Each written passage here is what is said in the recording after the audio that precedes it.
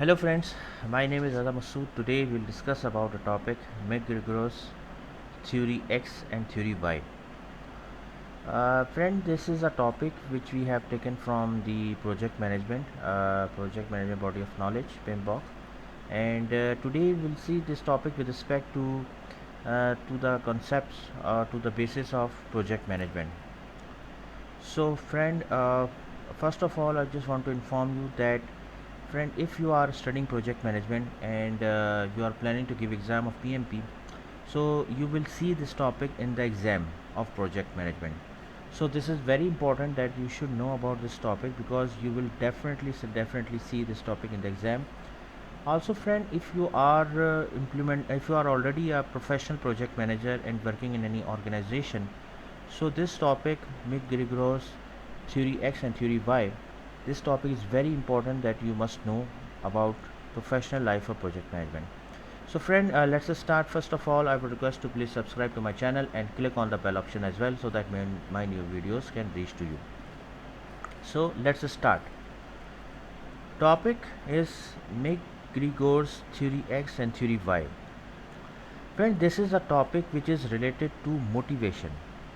Basically, McGregor's theory X and theory Y, it is a topic related to motivational theories. It is a motivational theory. So first of all, we need to understand that what is motivation. Because the theory X and theory Y, it talks about motivation. It's a motivational theory. Okay, so first of all, we need to understand that what is motivation. Friend, motivation is a state of mind filled with energy and enthusiasm which drives a person to work a certain way to achieve desired goals. Friend, motivation is a positive energy which pushes you towards some specific goal, objective, and aim in life. Friend, nowadays it is a very common thing, it is very important that if you are working in any organization, so your team should be motivated towards the task, towards the completion of project.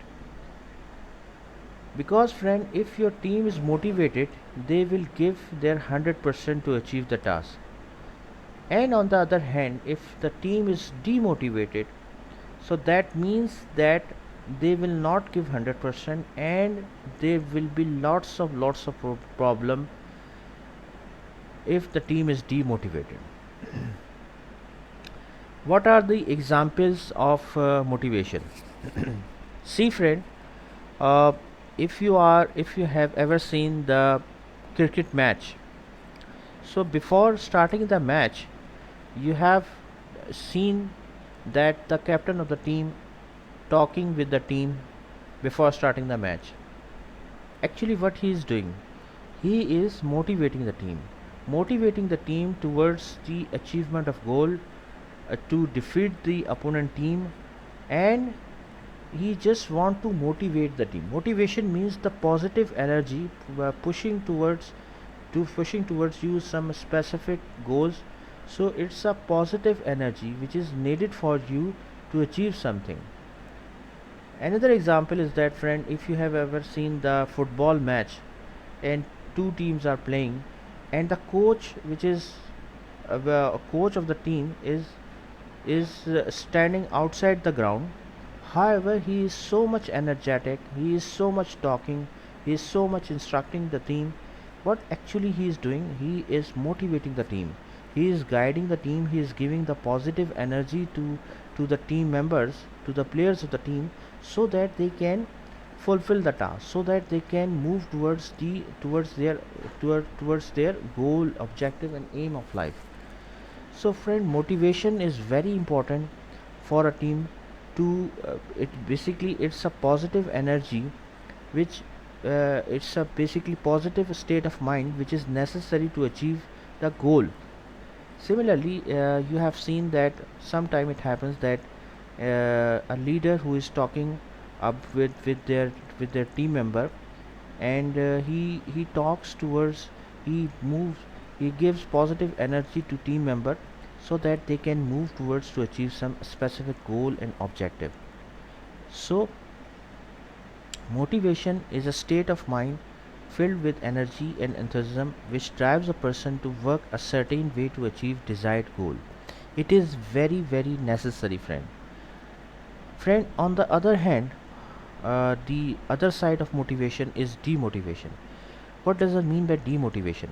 Friend, what happens that whenever we work in an organization, and if your team member think that whatever they are working, whatever the effort they are putting, if they don't get the result, if they don't get the reward of the effort, they become demotivated. Sometimes it happens that when you talk with the team member, it happens that they think that whatever I am doing, my boss is not happy, he will not recognize me, he will not reward me, he will not give me the 100% what actually I am doing. So due to that reason they become demotivated.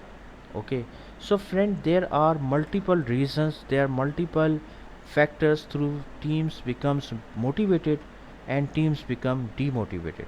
So now coming towards our main topic, McGregor's theory X and Y. Friend, McGregor's theory X and Y based on the motivational theory. It's a motivational theory, and it's basically it gives two aspects. One is called as theory X and the other one is called as theory Y. Friend, theory X basically says that people are the workforce are inherently lazy, self-centered and lacking ambition. So we always need a manager who is strong, top down control, and always pushing the team, always has a close eye on the team, and they will never allow any person to cheat them. So theory X basically says that inherently, basically all the team members are lazy. You can say they are not willing to work hard, and they always tries to cheat you.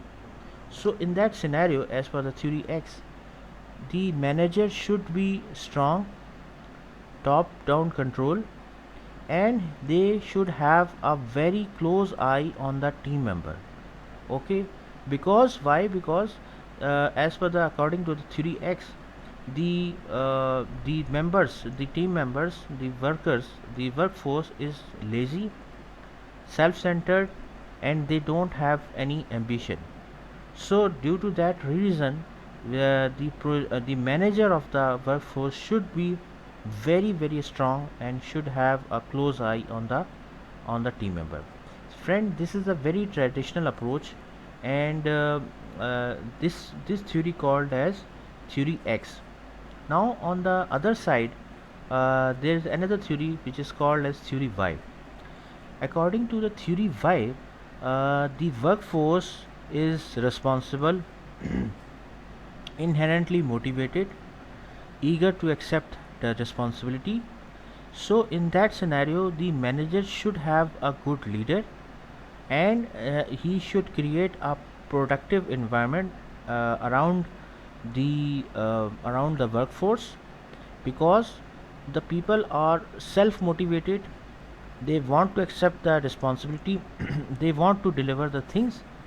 So the according to theory Y, the manager should be self motivated, the manager should be a good leader, positive person, so that he can guide the team members, and the team should work accordingly. Friend, the theory X and theory Y. Theory X is a very traditional approach, in which nowadays it's a very common approach, very traditional approach, theory X, that the manager should be very strong person. He think that the team is lazy, they are not working, they are cheating, basically they are cheating, and they are dodging the manager, and he should be a very very strong person according to theory X. And the theory Y says that the team is self responsible, self motivated, and eager to accept the responsibility. If you just guide them, if you just give them the right task, they will deliver the things. So these two theories are totally different to each other. And honestly saying, in the market, in the organizations, all these two types of managers, theory X and theory Y, they are present in the organization. And generally I think, around, as per my experience, around 80 to 90 80% managers are of theory X mindset, and around 20% managers are of theory Y. And also, my I just want to share my own experience as well, that the theory X managers are more successful. This is my own experience. I'm just sharing my thoughts here. So friend, theory X means that people needs a close supervision, and they avoid the work, they avoid the responsibility, they desire only the money, and must be strongly pushed towards to perform. And the theory Y says that the people want independence to work, they want responsibility, they are self motivated, self fulfillment, and they want to work, and people will drive themselves to perform. So friend, this is called as the McGregor theory X and theory Y, and these two theories are totally different to each other. And it depends on your personality, your opinion, your thoughts, that which type of theory you like and which type of manager you want to become.